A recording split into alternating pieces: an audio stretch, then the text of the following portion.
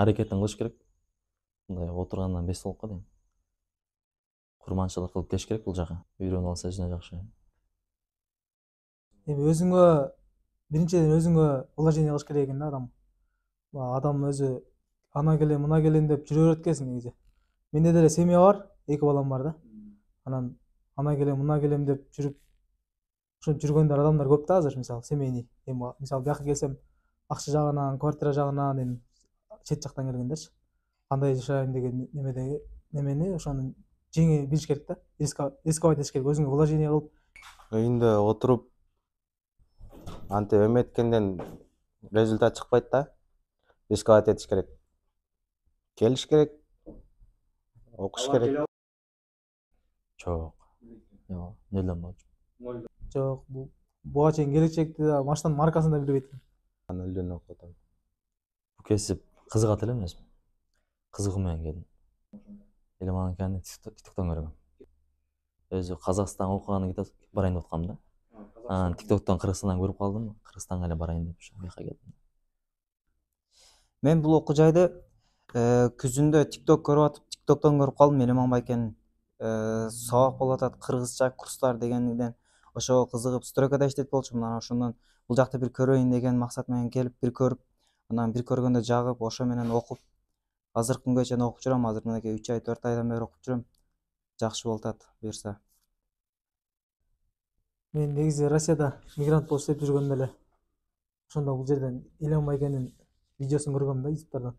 Ошондо сабактар чыгарып жүргөн да. Ошондо Элеман байке жазган элем, Кудай берсе ошо Россиядан келгенде барам деген ниетте бар элем да. Анан ушу келип Кудай берсе 2 жыл болду келгениме. Россиядан келгениме.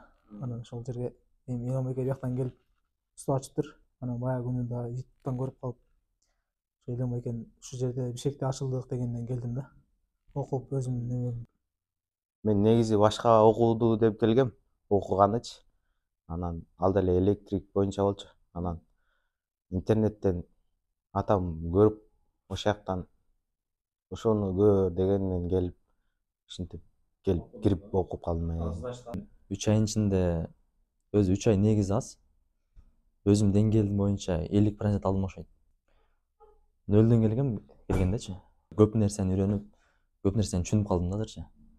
3 айдын ичинде көптөгөн жетишкендиктер болду. Машинемен кантип иштейт, машиненин кайсыл жерин текшериш керек, машинеге диагноз койгонду, машинени жасаганды, снять поставить, ремонт кылганды, ошо менен биргеликте ошол нерселерди үйрөнүп, азыр акырындап жетишкендиктерге жетип атабыз.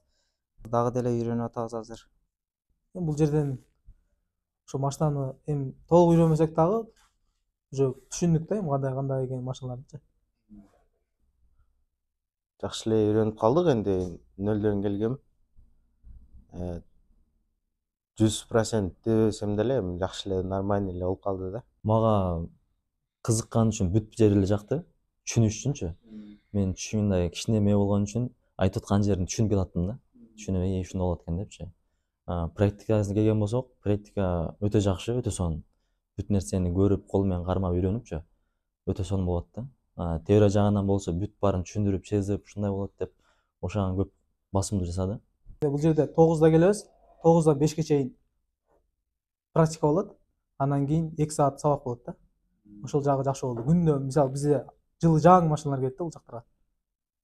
Сабактар плановый обучение болуп атат. Саат 6га чейин практика, 6дан кийин теория кылып өтүп атабыз. Биринчиден кыз ишти кылганда андай көңүл берип кылышын сунуштайт элем. Бир нерсени кылып атканда түшүнүп, эмнени кылып атасың, эмнени издеп атасың, ошону түшүнүп алса, ошону түшүнүп берет элем да. Башталышында. Баланын кызыгуучулугу болсо өзү эле өтүп кетет го дейм. Максатты жакшы коюп, түз коюп, өзүнө вложение кылып, рисковать этип келгенин сунуштайм. Окуучуларга айтар насаатым, анча мынча устазыңар сөксө, урушса, ал нерсеге капа болбогула. Тек гана алдыга койгон максатыңарга аракет кылып, урушса сөксө деле көз жумуп коюп, кайра эртеси менен келип уборканы баштап ишти кыла бериш керек. Кудай буйрса бардыгы болот.